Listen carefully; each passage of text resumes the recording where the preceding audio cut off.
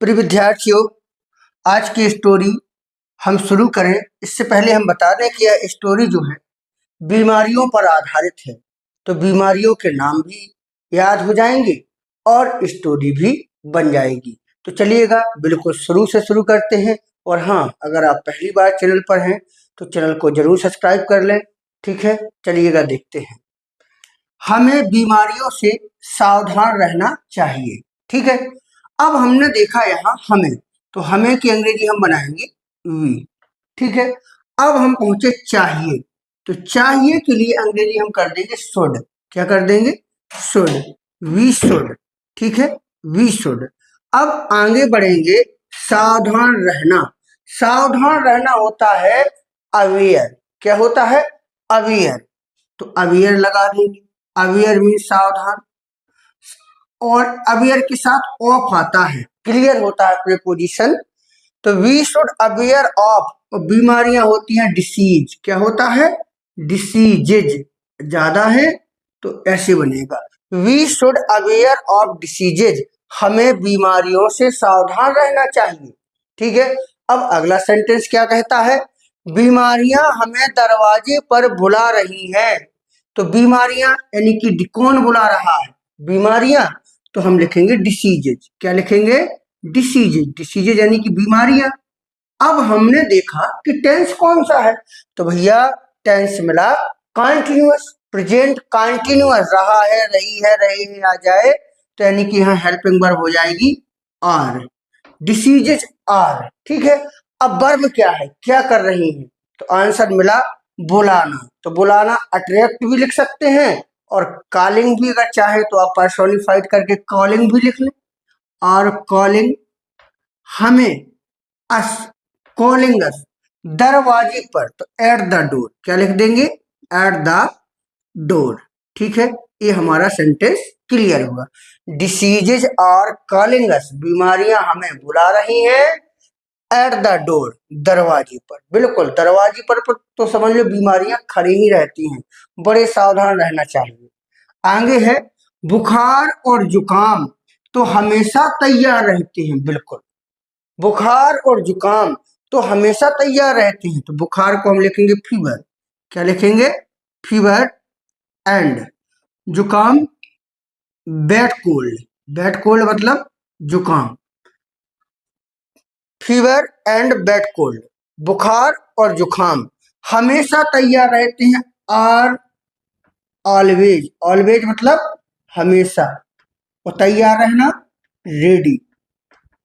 Fever and bad cold are always ready, बुखार और जुखाम तो हमेशा तैयार रहते हैं। अब अगला सेंटेंस देखिएगा, कभी कभी। कभी कभी की अंग्रेजी बनती है सम टाइम्स। सम टाइम्स मतलब कभी कभी, रोज नहीं, कभी कभी। ठीक है, हैजा भी आक्रमण करती है कभी कभी। हैजा, हैजा को अंग्रेजी में बोलते हैं कॉलरा। क्या बोलेंगे? कॉलरा। अब भी के लिए लिखेंगे आलसो, और आक्रमण करना अटैक। तो इसमें प्रेजेंट इंडेफिनिट ता है, ती है, ती है, एस जुड़ जाएगा, अटैक्स। कॉलरा आल्सो अटैक्स, हैजा भी आक्रमण करती है। ठीक है, अब देखिएगा समझ में आ रहा है ना? देखो आगे, बहुत खाने से पेचिस और डायरिया हो जाता है। जैसे ज्यादा खा लो तो क्या होगा? पेचिस या डायरिया जैसे रोग होते हैं वो हो जाता है। ठीक है, बहुत खाने से, तो खाना यानी कि ईटिंग, और बहुत too much, too much, eating too much, बहुत खाने से।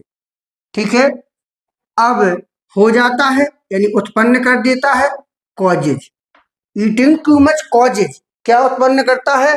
पेचिस और डायरिया। तो पेचिस की स्पेलिंग लिखना है डायसेंट्री। ठीक है, डायसेंट्री। एंड और डायरिया की स्पेलिंग हम डायरिया ही लिखेंगे। क्या लिखेंगे? डायरिया। यहां पर लिख दूं डी, और डायरिया को डायरिया ही लिखा जाता है, DIARRHEA,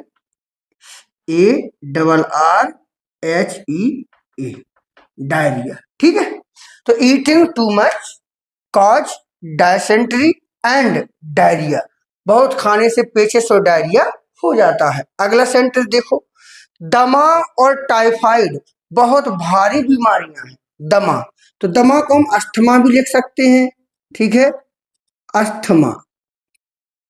एंड टाइफाइड, तो टाइफाइड लिख लो। अस्थमा एंड टाइफाइड, आर यानी कि हैं, बहुत यानी कि वेरी, भारी के लिए हम हैवी नहीं लिखेंगे, सीरियस लिखेंगे, सीरियस डिसीजेज। क्या लिखेंगे? डिसीजेज। अस्थमा एंड टाइफाइड, तो दमा और typhoid are very serious diseases, बहुत भारी बीमारियां, बहुत भयंकर बीमारियां हैं। समझ में आ रहा है? चलिएगा। कोढ़ और खुजली को कौन नहीं जानता है? अब देखो प्रेजेंट इंडेफिनिट आ गया, कौन नहीं जानता है, तो हम लिखेंगे हु डज नॉट, और जानना क्या होता है? Know. Who does not know, कौन नहीं जानता है, हु डज नॉट नो, ठीक है। लिपरोजी, लिप रोजी, लिपरोजी का मतलब होता है कोढ़, एंड और खुजली तो पता ही होगा, itching, itching. Who does not know leprosy and itching, तो कोढ़ और खुजली को कौन नहीं जानता है।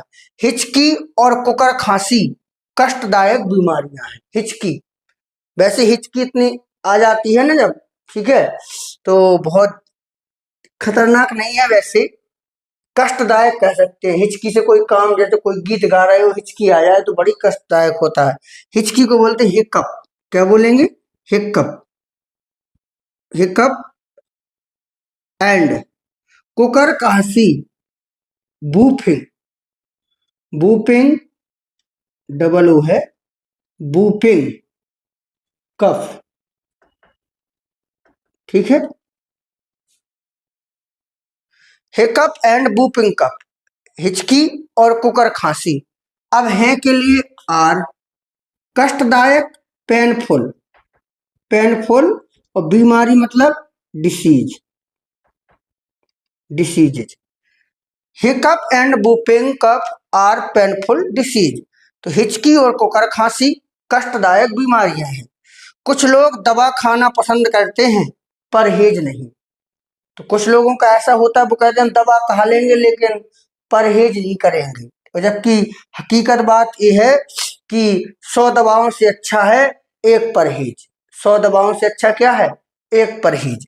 तो कुछ लोग, some people, some people prefer, prefer medicine, ठीक है। प्रेफर मतलब होता है खाना लेना वगैरह, पसंद करना। तो some people prefer medicine not परहेज, तो नॉट टू। परहेज होता है अब्स्टिनेंस, अब्स्टिनेंस,